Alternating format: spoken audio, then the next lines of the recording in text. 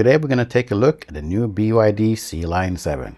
It's essentially a BYD Seal in SUV format with a coupe body style.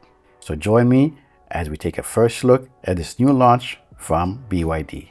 The front of the Sealion 7 is very much like the BYD Seal. The overall proportions of the car looks good for an SUV, and it's more of a coupe look than it is a regular SUV look. It's nice, but I think that is going to cut into some of the headroom, but we won't know until we get inside the car. I like the look of the car. I mean, I do like the Seal as well, but this SUV thing is kind of more my thing these days, sliding into the seat as opposed to bending down and getting in. Continuing on, when you get to the rear of the car, the coupe profile is really nice. It also cuts in a bit of the trunk space, but we'll venture into the trunk once we get further along into the video. On the rear, as you see typical on most cars today, there is that light bar design, and on the side, BYD is continuing with their water droplet design because the Sealion 7 is part of their Ocean series of vehicles. The back of the car looks pretty nice, and both vehicles come with a mini spoiler on the back. It's growing on me. I like the car. It's a nice design, it's very subtle, but it adds an overall nice flair to the back of the car. Up front, you have the typical LED headlight layout, and you have some sections there that seems to flow air around the wheels. It is functional. Air can flow around the wheels, so that's pretty nice. And of course, in the lower section, you have your radar sensor, camera up top, and also parking sensors up front. Let's talk physical controls. As you look in the front cabin area on the car, you're going to see that there is a lot of buttons in here. If you're moving from an ICE vehicle, this is something you appreciate. The door, you have mirror controls right there on the door, which is very useful. The steering wheel, you also have a bunch of controls up here, things we're used to in an ICE car. So before I continue along, I got a question for you guys. Do you prefer physical controls, or would you prefer everything inside this screen? So share your comments below, let me know which one you prefer.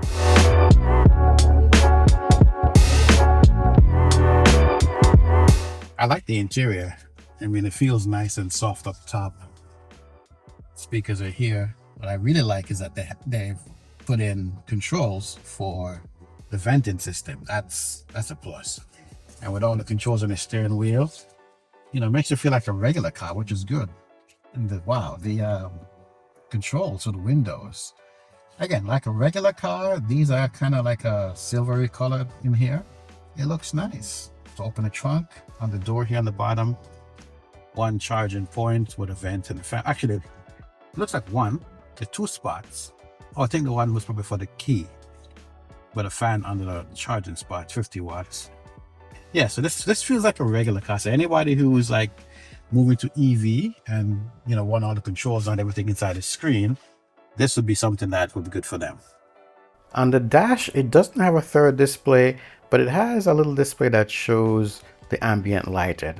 I wish I'd just put a display there or just blend the actual center screen in a similar fashion as opposed to having that full unit in the center. As you look at the seats, it's a one-piece unit and it looks really nice. I like the fact that the headrest isn't separate. It fits most bodies. I don't have an issue. My wife doesn't have an issue sitting inside of it. And most people I've seen around and talking about it haven't complained about the seating. They are very soft. Now, there's a cool feature I discovered with the cup holders. If you put a tall bottle inside of it, it can go all the way down, and then there's a button up top that you can hit that brings it back up. The seats themselves are 8-way on the driver's side, so that's a plus. However, not in a way that I would like it. You have up, down, front, back, and back tilt. In addition, the front of the seat can be adjusted up, and also there's a leg extension. That's nice. I can live with that. That's a plus. I would have liked the rear to be able to go up as well, but this is fine. The passenger seat is only 4-way adjustable, but you know, it's not a full-fledged luxury car. We can live with that. If you're still here with us in the video, I'd like to ask that you give the video a thumbs up and subscribe to the channel if you haven't already done so. Hopefully you like the information I've been sending on these EV vehicles, and if you want to see more, put a comment down in the comment section to let me know what vehicles you're interested in. And again, I'm looking at vehicles here in Malaysia. If there's something that you want to see, let me know. Now, when it comes to the rear cabin, the space seems about similar to the Xpeng G6. And I know the wheelbase is a bit longer, but this just in a physical look seems to have slightly less space. I'm not exactly sure why that is. When I get an opportunity to check out the car in the future, I'll spend more time with it. This is just trying to run through and talk about what we can see, because a lot of people here looking at the vehicle, so it's kind of hard to go over everything. The seat material in the rear is very similar to the front. There's 3 headrests back there. You know, it feels comfortable. It also has built-in cup holders. And I like how the design is. It really sits more to the front of the armrest more so than on the top of it. So you can rest your arm there, pop it open, put a drink in. Pretty nice. Checking the windows, they are double glazed and they're also soundproofed. When it comes to cargo space, the rear capacity is 500 liters, while the front is 58 liters. It's actually smaller than some of the other vehicles, and of course, that is because of the roofline. Being a coupe profile, that's going to cut into some of the trunk space. As far as power output, the rear-wheel drive version comes with 230 kilowatt motor with a maximum torque of 380 newton meters.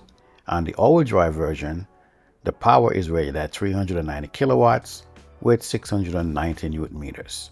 There is also an intelligent torque adaptation control system, similar to like a torque vectoring system like I had that on my Audi.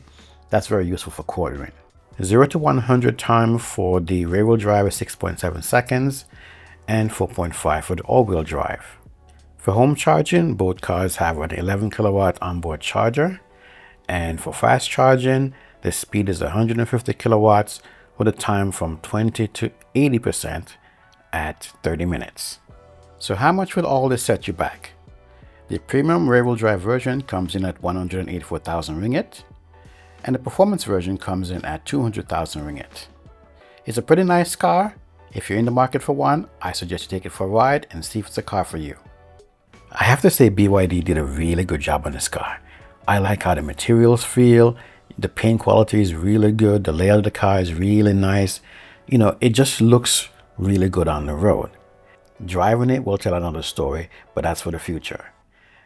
All in all, this is another car I can add to my list of cars that I would be interested in purchasing once my visa comes through here in Malaysia and we start living full time. If you guys enjoyed the video, please remember to subscribe to the channel and give the video a thumbs up. Thanks for watching the video, and I hope to see you in the next one.